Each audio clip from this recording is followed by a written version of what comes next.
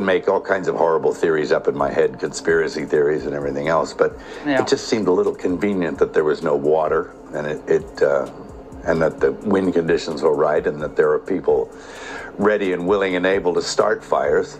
And are they commissioned to do so, or are they just acting on their own volition? I don't know, but they seem pretty well equipped, some of these people that they're catching. A lot of questions. A lot of questions, Mel. Mel, a message tonight. Yeah, you know, I'll sift through the remains of my place and see if I can find any clues for you. I've been trying to get Gavin Newsom to allow water to come. You'd have tremendous water up there. They send it out to the Pacific because they're trying to protect a tiny little fish. You know, people are literally fleeing. People have lost their lives. Kids lost their schools. Families completely torn asunder. Churches burned down. This guy wanted to politicize it. I have a lot of thoughts, and I know what I want to say. I won't. Mel Gibson has just unleashed another blazing strike at Gavin Newsom in their ongoing and explosive feud. And this one hits with even more force than before. Their bitter clash has been raging ever since last year's devastating California wildfires, and there is absolutely no hint that either side plans to back down anytime soon. Gibson, whose Pacific Palisades mansion was reduced to smoking rubble, is now loudly pushing Californians to replace Newsom with a leader who can actually guide the state with real strength and direction. His fierce new comments have sent shockwaves racing across social media, triggering some of the most dramatic, emotional, and wildly unpredictable reactions we have seen from Newsom yet.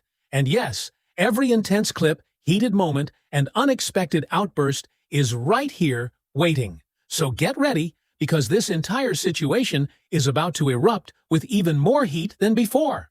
Mel, any message from you to Governor Newsom or Karen Bass tonight? Spend less on hair gel. Short, sharp, and absolutely ruthless.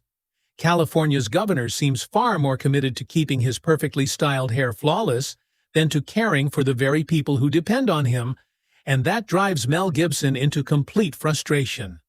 Newsom's obsession with his polished image is so extreme that it feels impossible to find a single moment where his glossy, slicked-back hairstyle isn't shining like some spotlight display meant for a red carpet premiere. Meanwhile, the entire state is collapsing under overwhelming pressure. Crushing taxes, endless government hurdles, street unrest, skyrocketing homelessness, and cities drowning in trash, tension, and exhaustion. Yet does Newsom seem concerned? Not in the slightest. He's too focused on admiring himself in the mirror while Californians struggle, suffer, and beg for someone who actually pays attention. California Governor Gavin Newsom is now calling his city's homeless encampments unacceptable, which is odd since he's the guy who, made them acceptable, turning sidewalks into red carpet events for drug addicts, thieves, and unemployed CNN anchors. Mel Gibson and Greg Gutfeld didn't hold back for a second. They went after Gavin Newsom with full force, accusing him of dragging California into a dark, chaotic spiral with his reckless and heavily criticized woke policies. They argued that Newsom wasn't just ignoring the homelessness crisis, but practically nurturing it like a political display, treating it as something to showcase rather than solve. Instead of clearing dangerous encampments or offering real paths to recovery, he pushed forward and created even more tense setups right in the heart of struggling communities, turning entire neighborhoods into scenes of overwhelming devastation. The outcome was shocking: streets filled with trash, scattered needles, and a heavy sense of despair, transforming once beautiful cities into open-air slums that felt unrecognizable. Under Newsom's watch, California's shine has faded into ash, and just weeks ago, even Trump couldn't resist taking aim at what he views as clear leadership failure. I've been trying to get Gavin Newsom to allow water to come. You'd have tremendous water up there. They send it out to the Pacific because they're trying to protect a tiny little fish. You know, people are literally fleeing. People have lost their lives. Kids lost their schools. Families completely torn asunder. Churches burned down. This guy wanted to politicize it. I have a lot of thoughts, and I know what I want to say. I won't. How could anyone call President Trump's statement political when it wasn't some calculated tactic at all. It was a blunt, unavoidable truth delivered without hesitation. Gavin Newsom is on record approving the removal of a dam that could have helped slow or even stop the destructive Palisades fire. A decision that stunned countless Californians who later learned the reasoning behind it. And for what purpose? To protect a single endangered fish and earn praise from a small number of local indigenous groups, turning a serious safety issue into a symbolic gesture meant to boost his public image instead of protecting real communities. That dam could have provided crucial water reserves for firefighters, helping save homes, wildlife, and lives that will never be replaced. Instead, Newsom chose to chase attention with a dramatic environmental act that offered no real protection, prioritizing appearance over responsibility and symbolism over safety.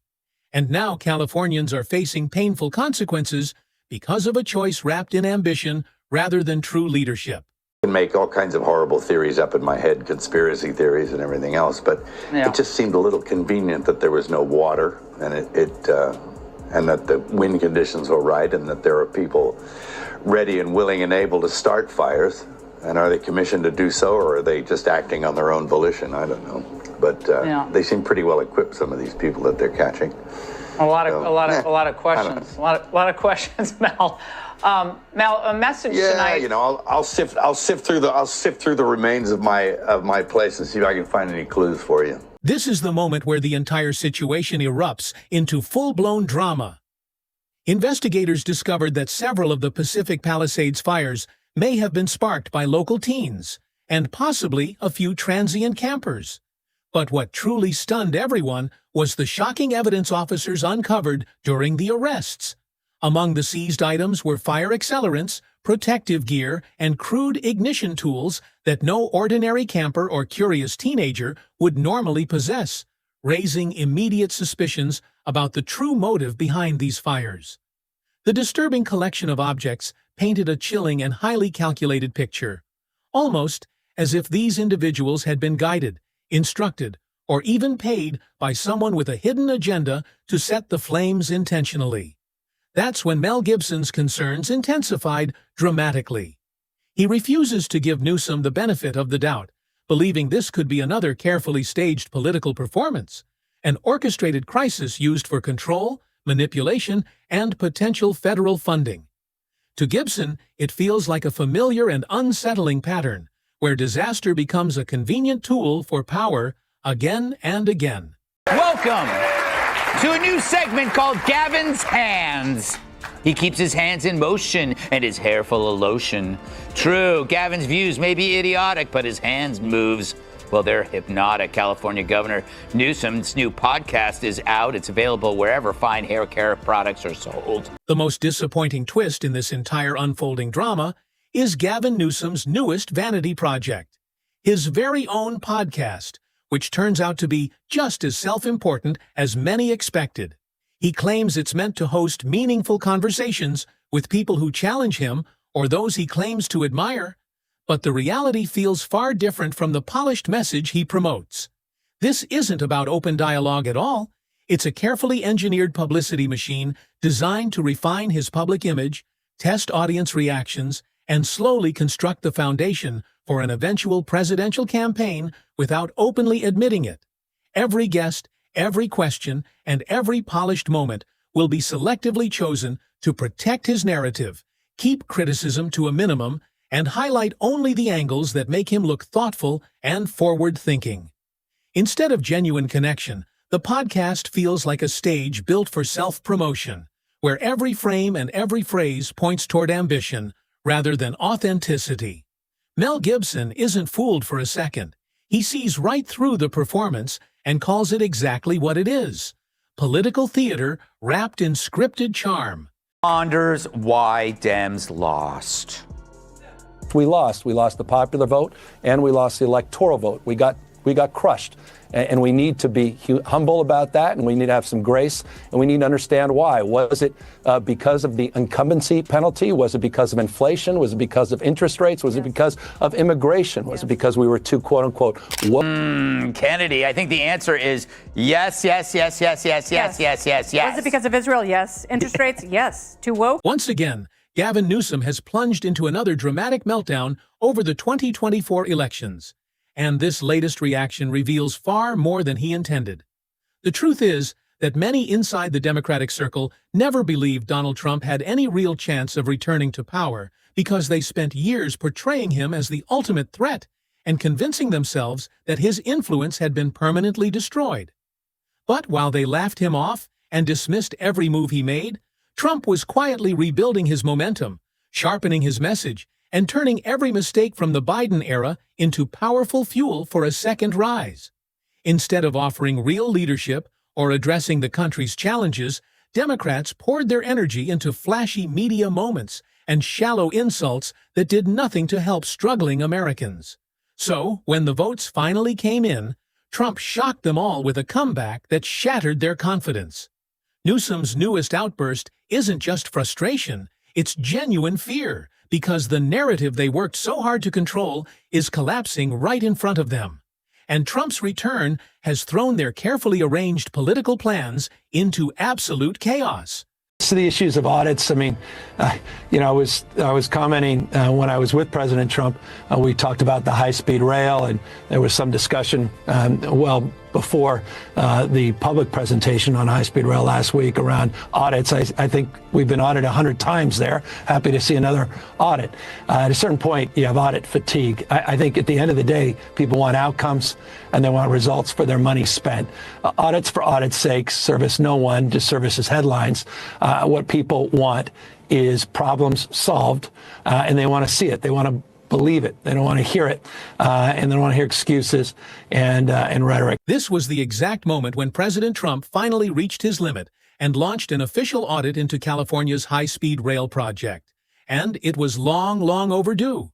For years, this so-called transformational plan has devoured staggering amounts of taxpayer money, yet all Californians have to show for it are a few isolated tracks, endless construction delays, and a mountain of excuses that grow taller every year. Costs keep exploding, deadlines drift further into the future, and any sense of real accountability has vanished completely, leaving residents frustrated and demanding answers. When Trump announced the audit, Newsom fired back instantly, proudly claiming the project had already been reviewed 100 times. But everyone knows those past audits were nothing more than controlled political performances with predictable results. Nothing wrong, nothing exposed, and nothing changed. But this time, Newsom felt the pressure building because a real independent audit could finally expose the mismanagement, confusion, and potential corruption hiding deep inside one of California's most expensive infrastructure disasters. The walls were closing in fast, and Newsom knew the truth could no longer stay buried. In 2019, I think Newsom said, I'm going to take care of the forests and maintain the forests and do all that kind of stuff. He didn't do anything. Didn't do anything. And then on top of that, they cut the water off. Yeah, that's right. Yeah, it's all funny. And then I think all our tax dollars probably went for Gavin's hair gel. I don't know, but it's like, it's sad. It's like the place is just on fire. Well, the whole state is just so poorly managed. Joe Rogan, once a proud California resident, jumped into the conversation without holding back for a moment, expressing how devastated he felt watching the Golden State crumble under Gavin Newsom's leadership.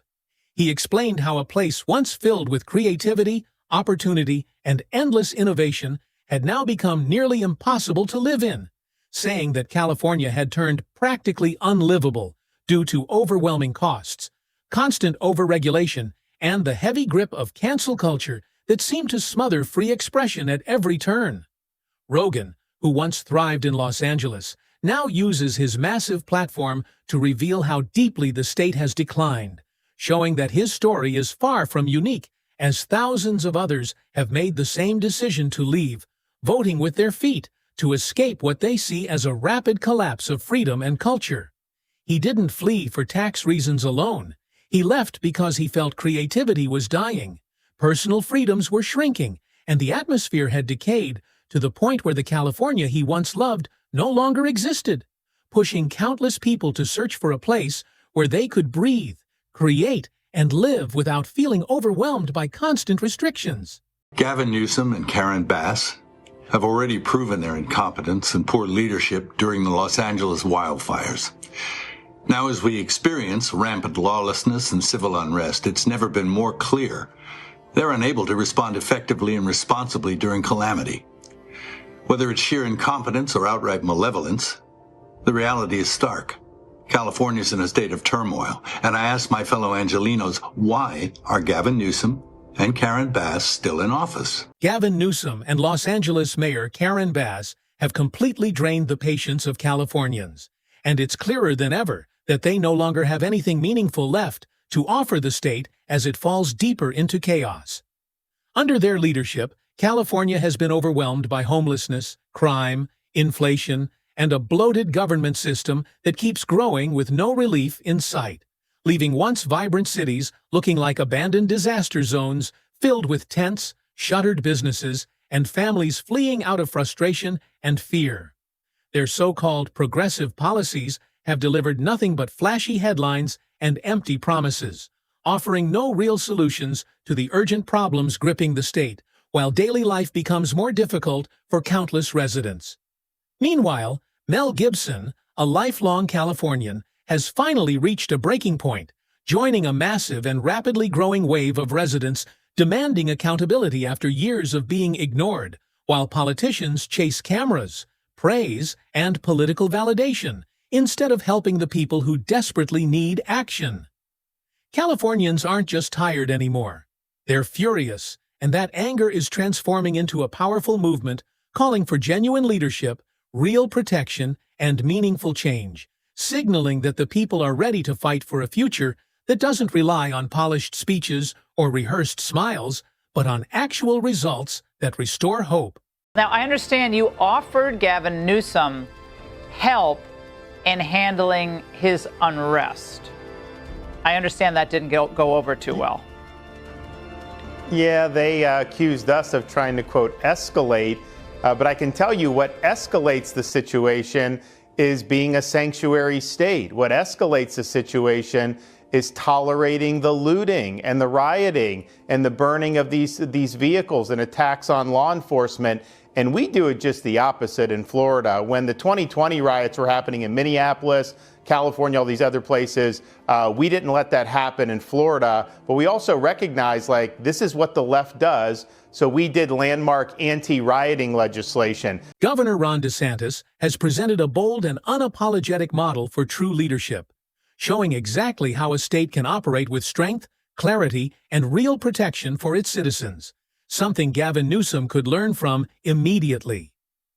DeSantis enforced firm anti-riot laws and made it unmistakably clear that chaos would never be tolerated under his watch, deploying officers quickly and decisively to stop disorder before it had any chance to spread, which kept Florida calm, safe, and stable throughout moments that could have easily spiraled out of control. Meanwhile, in California, Newsom hesitated to support law enforcement, embraced soft-on-crime policies, and chose to focus on political appearances instead of safeguarding the people who rely on him, leaving the state confused, vulnerable, and overwhelmed by growing disorder. The difference between the two states could not be more dramatic. Florida stood firm, while California struggled under weak decision-making and mixed priorities. DeSantis's strategy is not about political showmanship. It is about real results, discipline, and building public trust through actions that genuinely protect the community. And if Newsom genuinely cared about Californians, he would set aside the performance and follow proven approaches that restore stability and safety for everyone. And that wraps up today's story. If you enjoyed it, hit that like button and subscribe for more shocking updates, because this incredible saga is far from over.